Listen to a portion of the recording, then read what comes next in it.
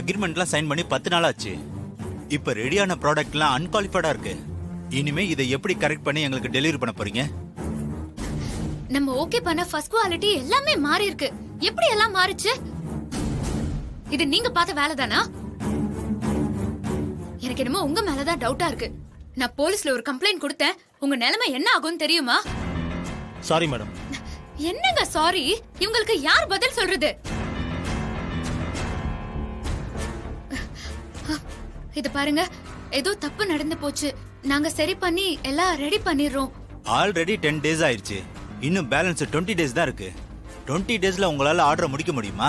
நாங்க எப்படியாவது முடிச்சு கொடுத்துறோம். நீங்க அத பத்தி கவலைப்பட வேண்டாம்.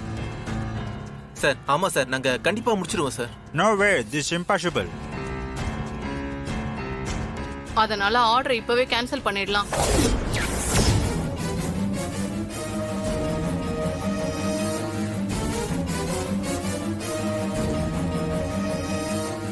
சார், தயவு செஞ்சு ஆர்டரை கேன்சல் பண்ணாதீங்க. சொன்ன தேதிக்கு சொன்ன குவாலிட்டில நாங்க உங்களுக்கு டெலிவரி பண்ணிடுறோம். சார், இந்த மிஸ்டேக் எல்லாம் எதனாலன்னு எனக்கு தெரியல. மிச்சம் இருக்கிற நாள்ல நாங்க ஓவர் டைம் வேலை பார்த்து ஆர்டரை முடிச்சு கொடுத்துருவோம். மேடம் ப்ளீஸ் கொஞ்சம் பிராக்டிகலா திங்க் பண்ணி பாருங்க. ஏற்கனவே 10 நாள் போயிடுச்சு. மீதி இருக்கிறது இன்னும் 20 நாள் தான். கண்டிப்பா நாங்க கேட்ட டேட்ல உங்களால டெலிவரி பண்ண முடியாது. அப்படியெல்லாம் சொல்லாதீங்க சார். முடியாதுன்னு நினைச்சிருந்தா இந்த உலகத்துல யாரும் எதையும் சாதிச்சிருக்க முடியாது.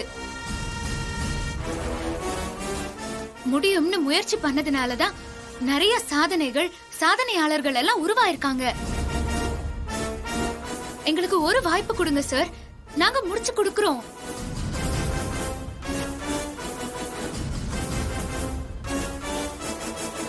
சார் கண்டிப்பா முடிச்சிடுறோம் சார். ஒரு சான்ஸ் கொடுங்க சார். கொஞ்ச நேரம் வெயிட் பண்ணுங்க மாதிரி.